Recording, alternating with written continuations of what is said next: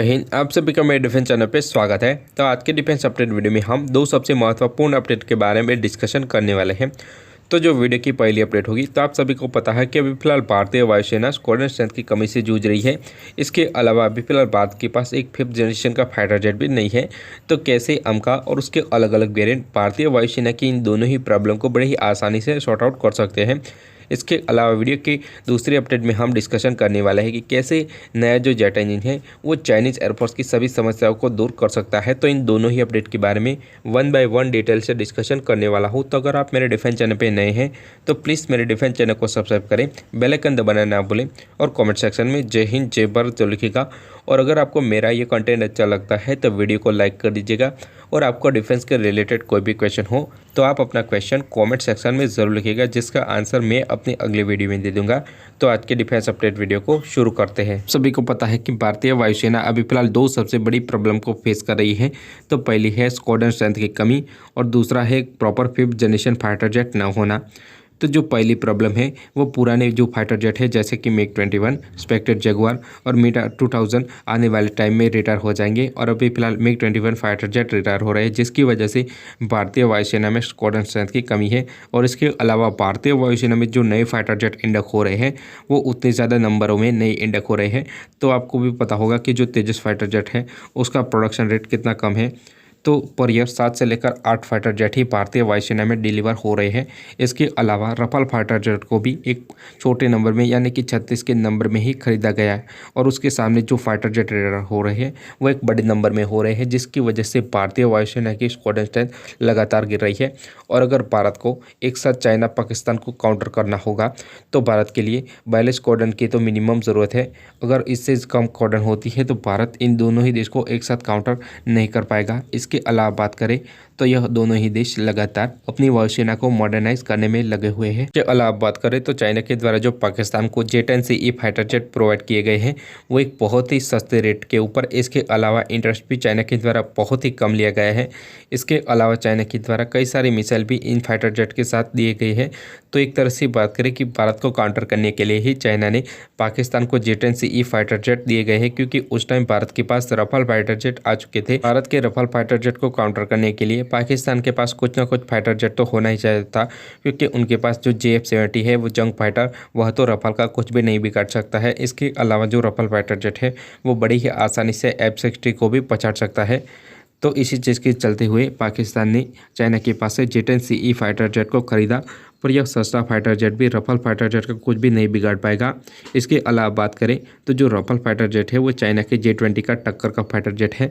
पर अभी फिलहाल जो J-20 फाइटर जेट है वो नंबर के मामले में बड़ी ही आसानी से रफाल फाइटर जेट को आउट नंबर कर सकता है। अगर आप देखोगे कि चाइना पर ईयर कितने J-20 फाइटर जेट को बनाता है तो आप शॉक रह जाओगे। तो चाइना पर ईयर 40 से भी ज़्यादा J-20 फाइटर जेट को बनाता है। और इसके अलावा बात करें तो जो रशिया है वो अपने Su-57 फैलन का जो प्रोडक्शन लाइन चालू करेगा तब पर ईयर 20 से ज़्यादा फाइटर जेट नहीं बना पाएगा। पर इसके कंपैरिजन में जो चाइना है वो पर ईयर 40 फाइटर जेट अभी फिलहाल बना रहा है और आने वाले टाइम में इससे भी ज़्यादा 5th जनरेशन फाइटर जेट को बनाएगा। तो एक तरह से यह बहुत ही बड़ा आंकड़ा होता है अमेरिका के बाद, क्योंकि अमेरिका पर ईयर F-35 के 120 यूनिट बनाता है और जो चाइना है वह भी फिलहाल प्रोडक्शन लाइन को बढ़ाने में लगा हुआ है। और इसके अलावा बात करें तो इसके कंपैरिजन में जो हम फाइटर जेट बनाते हैं LCA तेजस वो बहुत ही ज़्यादा कम है। और अगर चाइना को काउंटर करना है तो भारत को अपनी प्रोडक्शन लाइन पे बढ़ानी होगी और जो फाइटर जेट है वो पर ईयर ज़्यादा निकालने होंगे। इसके अलावा बात करें तो चाइना का J-20 भारत के लिए बहुत ही बड़ा खतरा बनने वाला है आने वाले टाइम में, क्योंकि इस फाइटर जेट में जो नया इंजन लग गया है वो इस फाइटर जेट को सुपर क्रूज करने की कैपेबिलिटी भी प्रदान करेगा। इसके अलावा एक्स्ट्रा पावर की वजह से उसकी जो सेंसर है वो और भी ज़्यादा अच्छे से काम करेंगे, जिसके बारे में हम वीडियो में आगे डिस्कशन करने वाले हैं। हम अपने टॉपिक की ओर वापस आते हैं। तो भारतीय वायुसेना कैसे अपने स्क्वाड्रन स्ट्रेंथ को मेंटेन रख सकती है। तो पहले भारत का जो LCA तेजस का प्रोडक्शन रेट है या फाइटर जेट प्रोडक्शन रेट है उसको बढ़ाना होगा और ऐसी फैसिलिटी डेवलप करनी होगी जिसके तहत भारतीय वायुसेना पर ईयर 40 से भी ज़्यादा फाइटर जेट या 40 फाइटर जेट को तो कम से कम डेवलप करे, क्योंकि आने वाले टाइम में भारतीय वायुसेना के पास बहुत सारे फाइटर जेट आने वाले हैं, जैसे कि अमका, इसके अलावा तेजस Mark II और HLFT-42। इन सभी ही फाइटर जेट के लिए प्रोडक्शन लाइन चाहिए होगी। तो भारत अगर 40 फाइटर जेट पर ईयर बनाता है तो एक तरह से भारत के ऊपर प्रेशर नहीं आएगा। इसके अलावा बात करें तो जो MRFA डील है वह भी देरी से चल रही है, तो MRFA डील साइन होने में और फाइटर जेट डिलीवर होने में भी कई सारे साल लग जाए। इसके मुकाबले अगर भारत AMC का एक डाउनग्रेडेड वेरिएंट यानी कि 4.5 जनरेशन से थोड़ा एडवांस तरीन आम का बनाए तो यह भारतीय वायुसेना की ज़रूरतों को भी पूरा करेगा। और इसके अलावा टेक्नोलॉजी के मामले में भी यह फाइटर जेट भारतीय वायुसेना को बहुत ही मदद कर सकता है, क्योंकि 4.5 जनरेशन के AMCA को डेवलप करने में उतना ज़्यादा टाइम नहीं लगेगा, क्योंकि उसमें वही पुराना GE का F414 इंजन, इसके अलावा जो कई सारी टेक्नोलॉजी है वो अभी फ़िलहाल भारत ने डेवलप कर ली है। इसके अलावा उत्तम रडार भी डेवलप हो गया है। तो एक तरह से बात करें कि नॉन स्टेल्थी AMCA यानी कि सेमी स्टेल्थी AMCA डेवलप करने में उतना ज़्यादा टाइम नहीं लगेगा।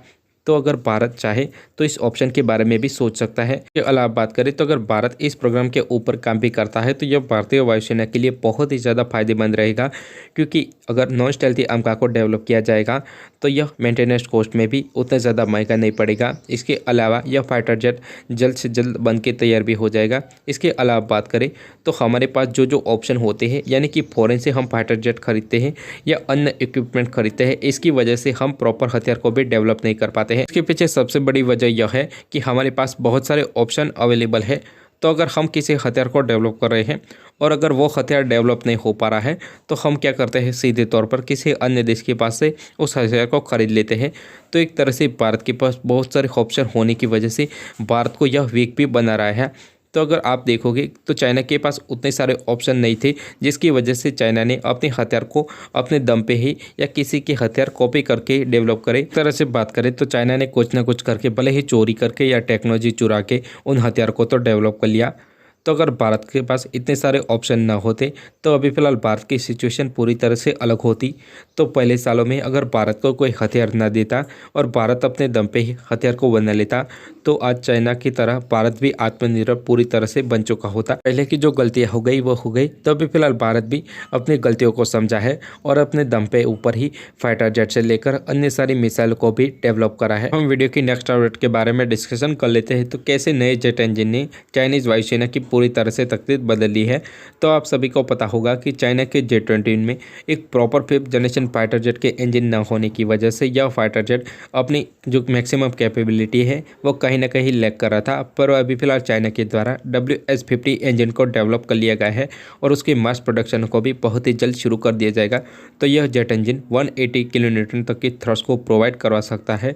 तो यह जेट इंजन J-20 में लगेगा, तब J-20 सुपर क्रूज करने की कैपेबिलिटी से लेस होगा। पहले पुराने जेट इंजन की वजह से J-20 भारतीय वायुसेना के लिए इतनी बड़ी प्रॉब्लम नहीं था, पर अभी फिलहाल नए जेट इंजन के साथ यह भारतीय वायुसेना के लिए एक बहुत ही बड़ी मुसीबत बन सकता है। तो इसके काउंटर करने के लिए भारत को कुछ ना कुछ सोचना पड़ेगा। तो वीडियो अच्छा लगे please subscribe my channel and thank you for watching.